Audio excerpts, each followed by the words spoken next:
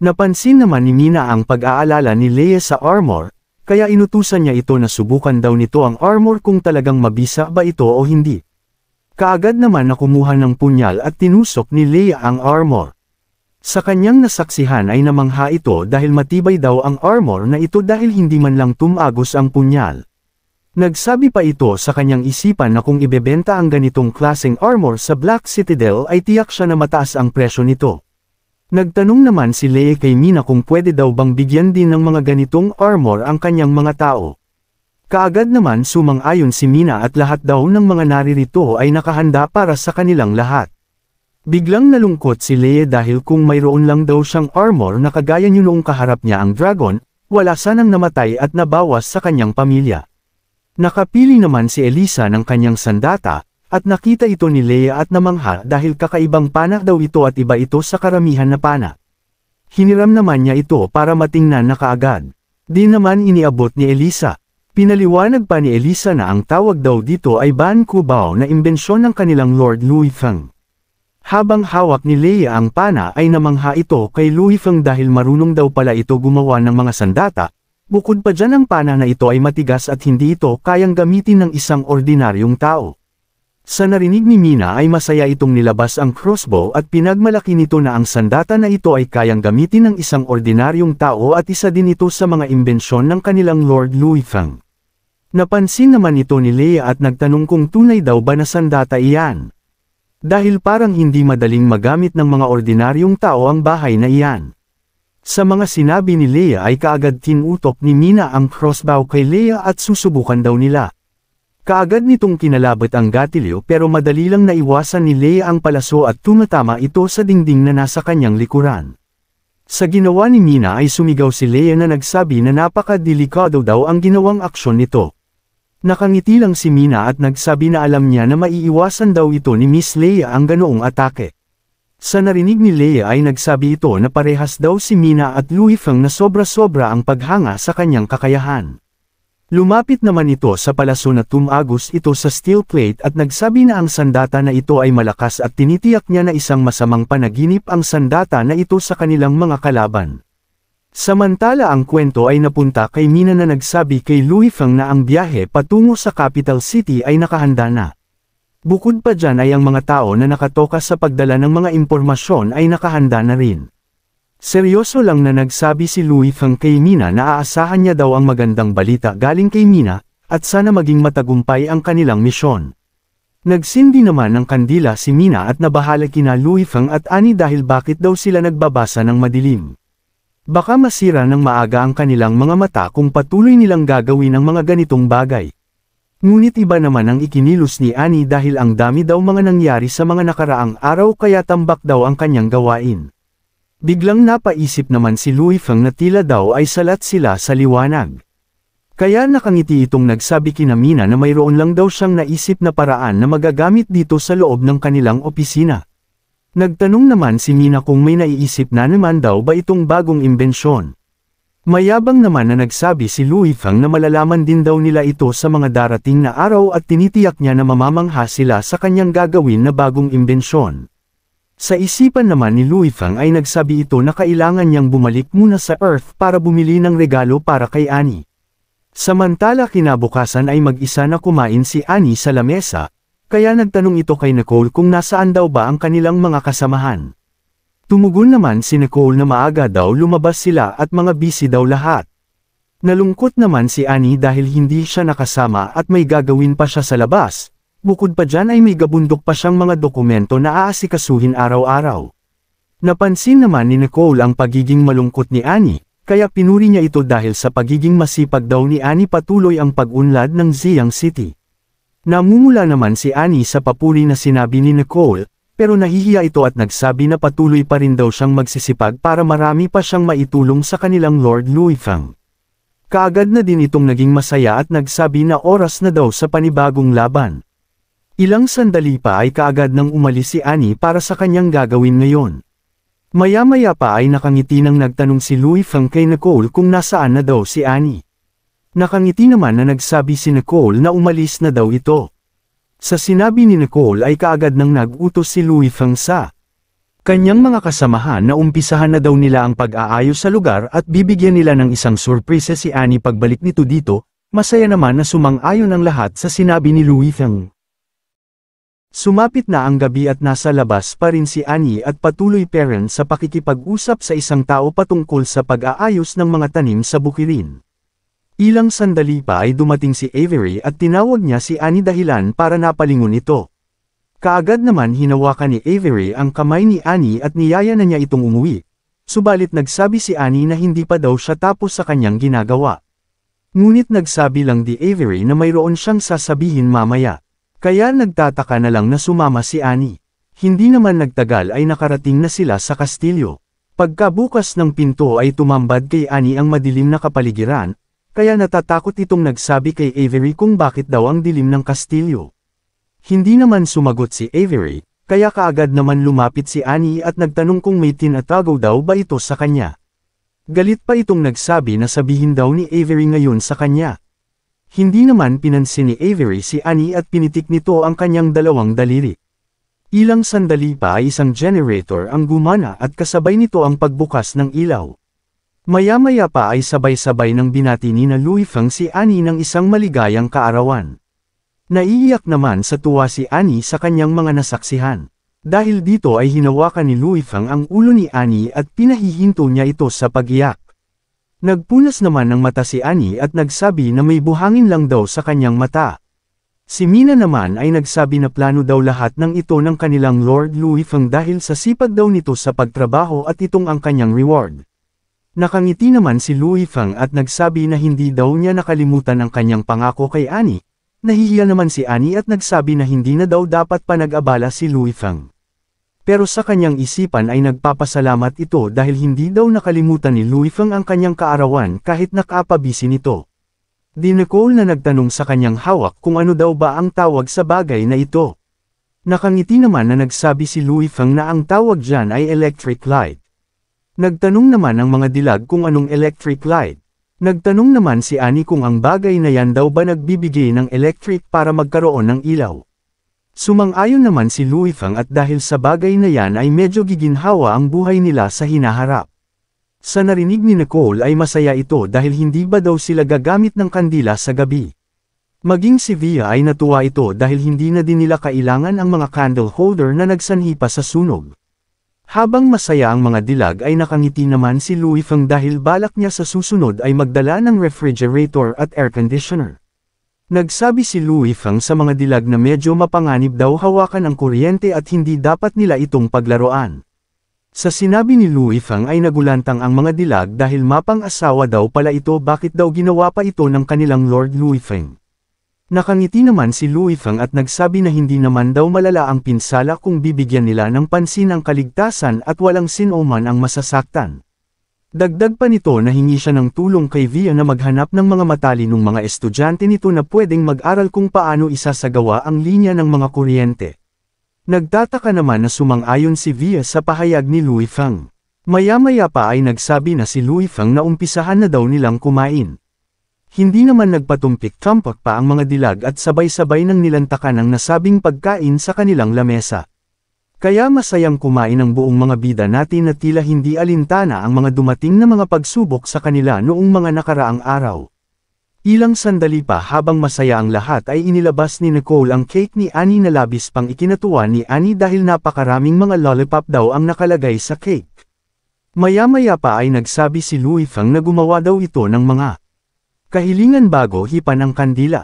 Kaya pagkahiling nito ay hinaypa na nito ang kandila, matapos nito ay nakangiting tumingin ito kay Louis Feng dahil ang hiling niya ay para daw sa kanyang Master Louis Feng. Nagtanong naman si Louis Feng kung ano daw hiling nito. Namumula naman na sumagot si Annie na kung sasabihin niya daw kay Louis Feng ay nawawala ng bisa iyon. Nakangiti naman na nagsabi si Louis Feng na tama daw iyon kaya ilihim na lang daw ito ni Annie. Pero mayroon daw siyang regalo para kay Annie. Kaagad naman inilabas ni Louis Feng ang isang bilog na bagay na nasa kahon at nagtataka na nagtanong si Annie kung anong bagay daw iyan. Isang itim daw na bola sambit naman ni Mina, pinaliwanag naman ni Louis Feng na ang tawag daw dito ay isang astrolabe. Inutusan ni Louis Feng si Nicole na patayin na daw nito ang mga ilaw. Kaagad naman din itong sinunod ni Nicole at kasabay sa paghila ng saksakan. Nang dumilim ay binuksan naman ni Louis Fang ang astrolabe, kaagad naman lumabas dito ang tila isang galaxy na lumiliwanag sa buong paligid. Samantala si Annie na pinagmamasdan ng magandang tanawin at nagsabi ito na parang pinanood niya ang mga bituin sa ibabaw ng kalangitan.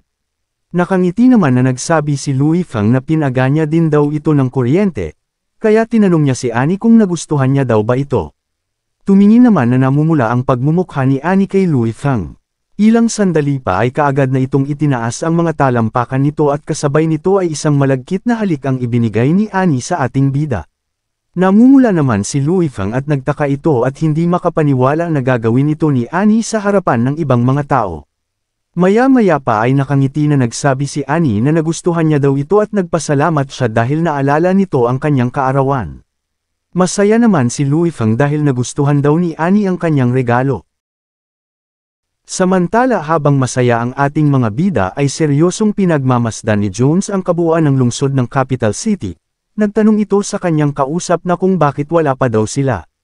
Tama daw ba ang mga impormasyon nito? Ang kausap pala nito ay isa sa mga sundalo ng Xiang City na nagsabi na wag daw itong mag-alala dahil darating na sila maya-maya lang. Makalipas ang ilang sandali ay binuksan na ng sundalo ang solo at nagsabi na narito na daw sila. Nagtanong naman si Jones kung nasaan dahil hindi niya ito makita. Sumagot naman ang sundalo na nasa itaas daw ito. Makikita naman natin ang maraming mga mulawin ang dumaan kay Jones. Nang makita ito ni Jones ay nagulantang ito sa gulat at nagsabi sa kanyang isipan na kung bakit daw mayroon ng Xiang City ng mga ganitong pambihirang mga mulawin.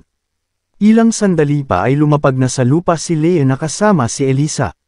Ipinakikilala naman ni Elisa si Leia kay Jones at ito daw ang tutulong sa kanila. Masaya naman na nagsabi si Jones na sa tulong daw ng mga mulawin ay tiyak siya na ang kanilang misyon ay magtatagumpay. Nagsabi naman si Leia na simulan na daw nila nang mabilis ang kanilang misyon. Sinabi ni Elisa na si Jones daw ang magsabi sa kanilang plano. Muli pang nagsabi si Elisa na 4 lang ng mulawin, 4 na Wolf Warrior Team, at 4 din na mga sniper team lang ang magtutungo sa Capital City at ang iba ay magiging backup nila. Kaya tinanong niya si Jones kung nasaan daw mga lokasyon ni Catherine at Lucy. Pinaliwanag naman ni Jones na may pagdiriwang daw ngayon sa palasyo ng prinsipe at pagkakataon nila ito para makuha si Lucy nang hindi namalayan ng mga bantay. Sa panig naman ni Catherine ay dadalo din ang tatay nito sa nasabing pagdiriwang kaya madali na din nila itong makuha. Dahil sa sinabi ni Jones ay kaagad nagsabi si Leia na simulan na daw nila, na kaagad naman sinang-ayunan ng dalawa. Napunta naman ang kwento kay Jones na namumutla at nagsabi kung pwede daw tumakbo na lang sila. Kaya pala namumutla ito dahil bitbit pala ito ni Leia sa itaas habang nalipad. At nagsabi ito kay Jones na huwag daw itong mag-alala dahil hindi niya daw ito bibitawan. Nanginginig naman na sumagot si Jones na hindi naman daw siya natatakot. Ang kwento ay napupunta sa loob ng palasyo at 2 duke ang nag-uusap patungkol sa pag-asawa ni Catherine at ng unang prinsipe. Ang tatay ni Catherine ay nagsabi na isasabay din daw pala ang engagement party ni Lucy at sa anak ng duke na si Viscount Leon. Kaya kung magkakagayon ay magiging isang pamilya na rin sila. Pinagmamasdan naman ni Lucia ang 2 duke na masayang nag-uusap. Isang kawal naman ang inutusan nito na puntahan daw nito si Lucy at papuntahin ito dito. Nakaagad naman sinang-ayunan ng kawal. Biglang napunta ang eksena sa silid ni Lucy na pinakiusapan ng kasambahay na makisama daw ito. Dahil kung hindi daw ito susunod ay kukunin daw dito ang kanyang kaibigan na si Yafi para ito ang uutusan para makumbinsi siya. Nagalit naman si Lucy sa narinig dahil pati daw ang kanyang kaibigan na si Yafi ay ginagamit nito para lang pagbantaan siya nito. Hindi naman nagtagal at may mga anino sa itaas ng kastilyo na hindi napansin ng mga kasambahay. Nakita naman ni Jones at Elisa si Lucy, kaya nagsabi si Elisa sa mga archer na maghanda ang mga ito dahil medyo marami ang mga nakabantay. Habang naglalakad si Lucy ay malungkot itong nagsabi sa kanyang isipan na ayaw niyang mapang-asawa ang Viscount Leon na iyon. Kung magkaganon ay una niya itong papatayin at kasabay nito ay palalabasin niya na nagpakamatay ito. Dagdag pa nito na ayaw niya na gagamitin ni Lucia si Duke Benson para sa kanya at sana naman ay walang ginagawang kahangalan si Jones ngayon. Ngunit biglang nagulat si Lucy dahil sabay-sabay nang bumulagta ang mga bantay nito na may mga tama ng palaso. Dahil dito ay mabilis itong lumingon sa likuran, at nakita niya sina Jones at Elisa na maangas na nakatayo sa ibabaw ng bubong, kaya masaya na tinawag ni Lucy si Jones. Ilang sandali pa ay kaagad nang lumapit si Jones at niyakap nito si Lucy na nagsabi na naririto na daw siya para sunduin ito. Samantala napunta naman ang kwento kay Tungaw na galit ito dahil wala pa daw si Lucy dito. Maya-maya pa ay may umulan na mga papel sa loob ng nasabing pagdiriwang. Kaagad naman kumuha si Duke Kailak ng isang papel at ang nakasaad dito ay nagsabi na ang unang prinsipe ang pumatay sa hari. Sa kanyang nabasa ay nagpaalam ito sa nagtataka na prinsipe dahil may mali daw sa pagdiriwang na ito. Pati ang ibang mga bisita nito ay nagpahayag din na aalis na din daw sila. Habang papaalis sina Duke Kailak ay nagtanong ang anak nito kung bakit daw sila aalis. Isang malaking kabastusan daw ito sa prinsipe. Sumagot naman ang matanda na kailangan nilang umalis dahil kung tuluyan nakakalat ang bakit ay tinitiyak niya na ang panunungkulan ng prinsipe ay hindi magiging maayos. Lumingon pa ito sa kanyang anak at inutusan niya ito na puntahan daw nito si Duke Benson at sa ngalan niya ay imbitahan niya ito sa kanilang kastilyo. Kaagad naman sinang-ayunan ng kanyang anak. Habang naglalakad itong si Duke Kailak ay nagsabi ito sa kanyang isipan na kailangan niyang makausap si Duke Benson para napagplanuhan nila ang kanyang nalalapit na pag-upo bilang hari. Ang may pukana pala sa mga papel na lumipad sa ere ay sina Lucy at sina Jones na nakasakay sa air balloon. At masayang-masaya si Lucy dahil malalaman na daw ng mga tao kung gaanong kasama ang prinsipe. Muli pa itong masaya na nagsabi na napaka-makapangyarihan daw talaga ni Louis Feng dahil nakagawa daw ito ng mga ganitong bagay na lumilipad. Lumapit pa ito kay Elisa at nababahala na nagtanong kung paano naman daw si Catherine. Nagsabi naman si Elisa na huwag daw itong mag-alala dahil may ibang grupo ang nagpunta sa mansyon ng Duke para kunin si Catherine, kasabay nito ay magkita-kita na lang sila sa labas ng capital city. Sa mga narinig ni Lucy at nagpasalamat ito dahil kung ganoon daw ay maliligtas nila si Catherine, ngunit naging malungkot ito dahil papano naman daw ni Yuffie. Nabahala din si Elisa at kaagad nagtanong kay Lucy kung ano daw nangyari kay Yuffie. Nagtanong naman si Lucy kung okay lang daw ba puntahan nila si Yuffie. Dahil kung malalaman ng prinsipe na nawala siya ay tiyak siya na huhulihin ito ng kanyang kapatid dahil doon sila tumuloy ni Jones kamakailan. Seryoso naman na tumanggaw si Elisa at pumayag ito dahil kaibigan din niya daw si Yuffie at hindi niya hahayaan na may nangyari dito. Lumipat naman ang kwento sa prinsipe na galit at hinampas ang lamesa dahil matapos ang pagpapaulan ng mga papel, ay nalaman na nito na nawala din si Lucy at pasigaw itong nagtanong kung sino naman daw kaya ang naglakas ng loob na gawin ang ganitong mga gawain. Lumingon pa ito na may galit sa kanyang kausap at sumigaw na pinayagan daw nito na magbantay ang mga tauhan nito pero hindi daw nito nagawa ang kanilang mga gawain. Muli pa itong nagsabi na dahil sa kapalpakan nito ay ang kanilang kooperasyon ay.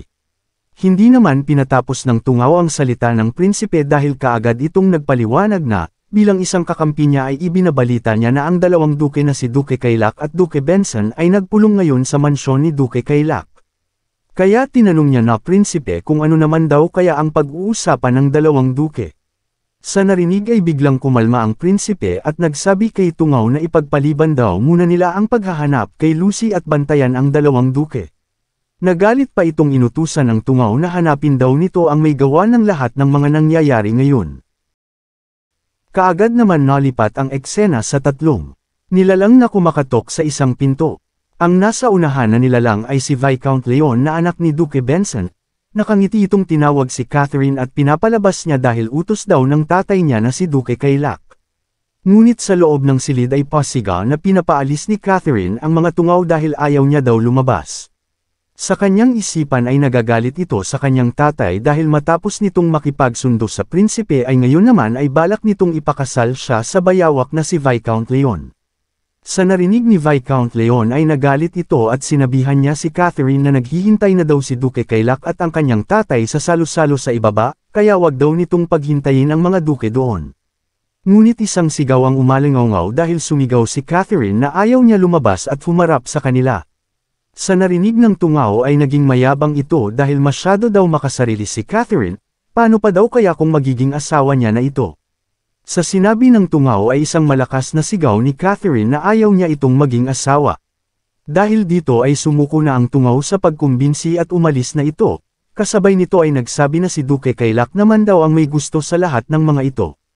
Sa narinig ni Catherine ay tuluyan ng umagos ang luha nito dahil talagang pinamimigay na siya ng kanyang tatay. Muli pa itong nagsabi sa kanyang isipan na kailan daw kaya darating ang tulong ni Louis Feng dahil ayaw niyang mapang-asawa ang mga hangal na ito. Ngunit biglang namatay ang sindi ng kandila dahil sa pagbukas ng bintana at may malakas na hangin ang umiihip nito. Dahil dito ay natakot at kaagad nang hinawakan ni Catherine ang kanyang ukulele at nagtanong kung sino daw ba ito at kung si Leon ba ang naririto. Habang nanginginig sa takot si Catherine ay may isang anino sa kanyang likuran at tinawag nito ang kanyang pangalan. Dahil sa gulat ni Catherine ay mabilis nitong winisiwas ang kanyang ukulele patungo sa kanyang likuran. Umabot sa labas ang malakas na tunog dahil malakas na tumama ang hampas nito sa hindi pa matukoy na nilalang. Ilang sandali pa ay si Boy Peklat pala ito na may dinadalang bukol sa ulo dahil sa sarap ng palo ni Catherine. Nang makilala ito ni Catherine ay nahihiya itong nagsabi na sana daw ay kaagad itong nagsabi na tao siya ni Louis Feng na magliligtas sa kanya. Nakapikit naman si Boy Peklat at nagpahayag kay Catherine na kasalanan daw niya, kasabay nito ay humihingi din ito ng tawad. Para maiba ang usapan ay nagsabi si Catherine na nakahanda na daw siya sa pag-alis. Sa sinabi ni Catherine ay kaagad din naman pinasunod ni Boy Peklat para makaalis na sila. Subalit biglang may kumatok sa pinto at tinatawag ang pangalan ni Catherine. Ang nasa labas pala ay ang kapatid ni Catherine at inutusan niya si Catherine na lumabas dahil nais daw itong kausapin ng kanilang tatay at ni Duque Benson. Sa presensya nito ay kaagad nang naghanda ng patalim si Boy Peklat para sa pag-atake, pero pinakalma ito ni Catherine at nag-aalala na nagsabi na kapatid niya daw ito. Samantala napansin ng kapatid ni Catherine na walang sumasagot sa silid kahit tinatawag na nito ang pangalan ni Catherine, kaya nagpas siya ito na buksan na pinto. Subalit pagpasok niya ay nagulantang ito dahil wala na doon si Catherine at naiwan na lang ang bukas na bintana. Samantala sa ibaba ng mansyon ay may isang kawal na nakayuko sa Duque at nagpahayag na mayroon daw silang nakita na mga bangkay ng kawal nila sa paligid, at si Miss Catherine daw ay nakita nila na dinala ito ng hindi pa mga kilalang mga tao. Sa narinig ni Duque Benson ay kinausap niya si Duque Kailak na tila hindi daw ligtas ang mansyon nito. Sa sinabi ni Duque Benson ay may pagdududa na nagtanong si Duque Kailak sa kanya. Tinanong nito kung sino daw ang may kakayahan na tao na kunin ang kanyang anak na tahimik na galawan. Dito sa capital city, mabilis naman na sumagot si Duque Benson na kung ang tinutukoy daw ba nito ay ang prinsipe. At hindi naman daw kaya ay isa itong babala sa kanila. Nagsabi naman si Duque Kailak na tila batid na daw ata ng prinsipe ang binubuo nilalang alyansa, kaya sa pag-uugali daw nito ay talagang gagantay ito. Sa narinig ni Duque Benson ay nabahala ito at nagtanong kung ano na daw kanilang gagawin ngayon. Pinayuhan naman ni Duque Kailak si Benson na panatilihin daw nito na subaybayan ang kanyang mga tao at mga kawal. Dahil batid niya na hindi basta-bastang gagawa ng pag-atake ang prinsipe sa kanila dahil magkakampi silang dalawa. Sumang-ayon naman ni Duque Benson ay sa kanyang isipan ay nagsabi na tila naipit daw siya ngayong gabi, dahil wala na siyang pagpipilian at alam niya ang ugali ng prinsipe na ito. Bumalik naman ang istorya kina Lucy, pero sa pagkakataong ito ay kasama na nila si Yuffie. Habang nakasakay sila sa air balloon ay makikita natin ang maningning na mga mata ni Yuffie na tila isang bata na nakakuha ng bagong laruan sa sobrang pagkamangha. Paulit-ulit itong nagsabi na ng kahanga-hanga dahil hindi ito makapaniwala sa kanyang nasasaksihan. Hindi pa ito nakontento dahil para itong unggoy na palipat-lipat ng pwesto at nagsabi na sa pamamagitan lang daw ng isang apoy bakit daw nalipad itong malaking bagay na ito. Nagtanong pa siya na baka masunog daw ang bagay na ito sayang naman. Dahil sa mga kinikilos ni Yuffie ay naalog ang air balloon dahil para napasigaw si Lucy na huwag daw malikot si Yuffie. Hindi naman pinansin ni Yuffie ang sinabi ni Lucy bagkus ay samampa pa ito sa dulo at masaya na nagsabi na nagtataka lang daw siya kung bakit lumilipad ang malaking bagay na ito.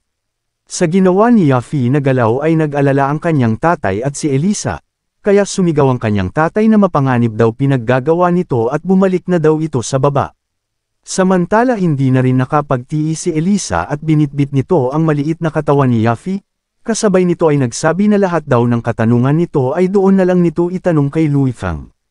Parang bata naman na nalungkot si Yafi at sumang-ayon ito sa sinabi ni Elisa.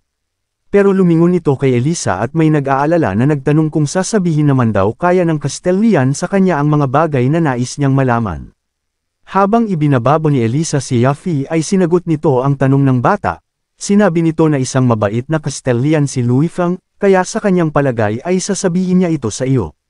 Sa narinig ni Yafi ay nalungkot ito at nagpahayag na sa kanyang palagay ay hindi ito sasabihin sa kanya ang ganitong mahalagang sekreto.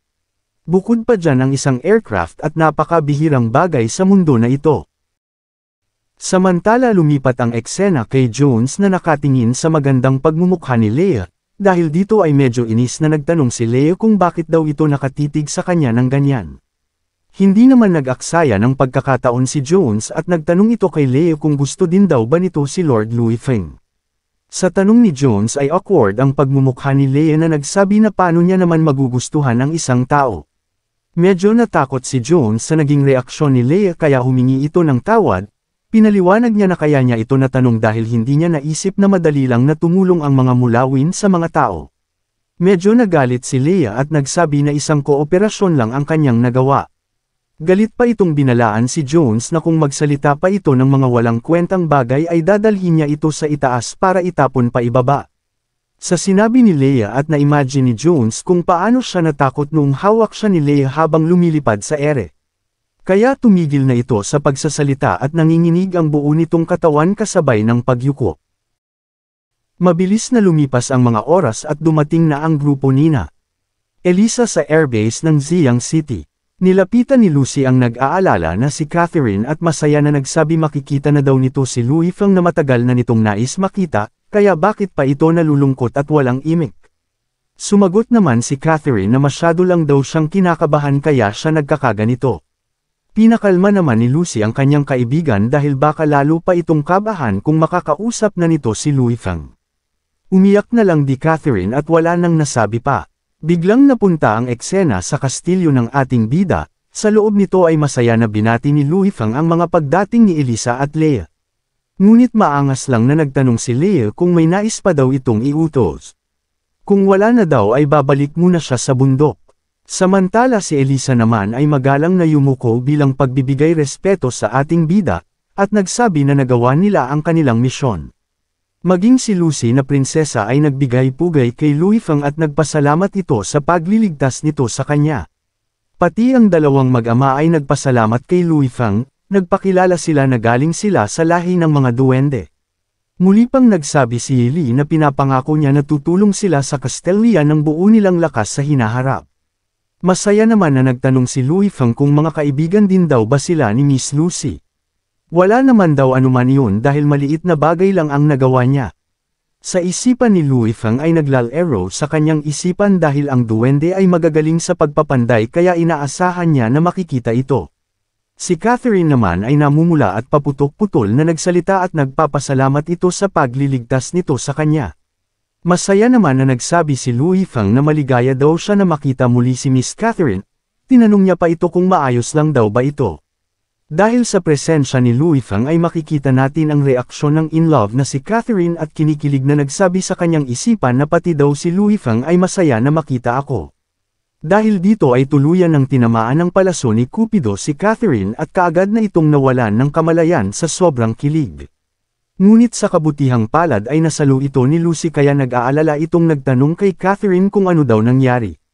Pati si Luifang ay nabahala sa nangyari kay Catherine. Subalit nagsalita si Catherine na okay lang daw siya at medyo nahilo lang siya ng kaunti.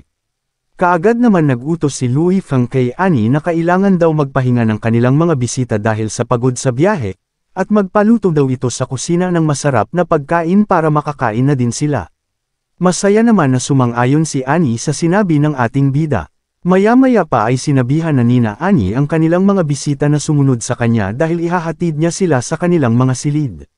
Nagpasalamat naman si Yili. Samantala si Jones naman ay niyaya na nito si Lucy na umalis na daw sila. Sumagot naman si Lucy na maghintay lang daw muna ito ng kaunti.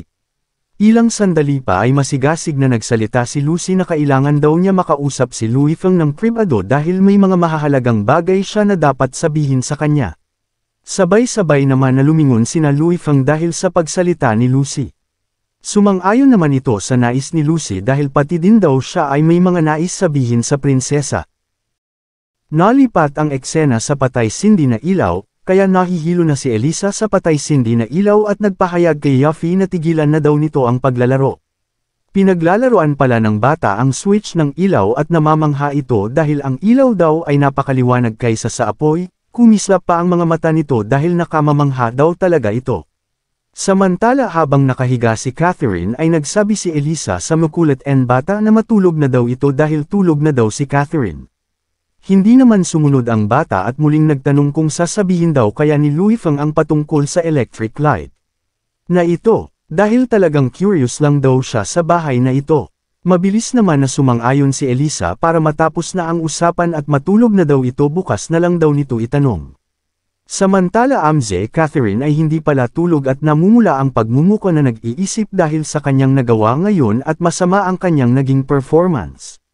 Marami pang gumugulo sa isipan ni Catherine dahilan para lalong sumakit ang ulo nito sa sobrang daming mga iniisip patungkol sa ating bida.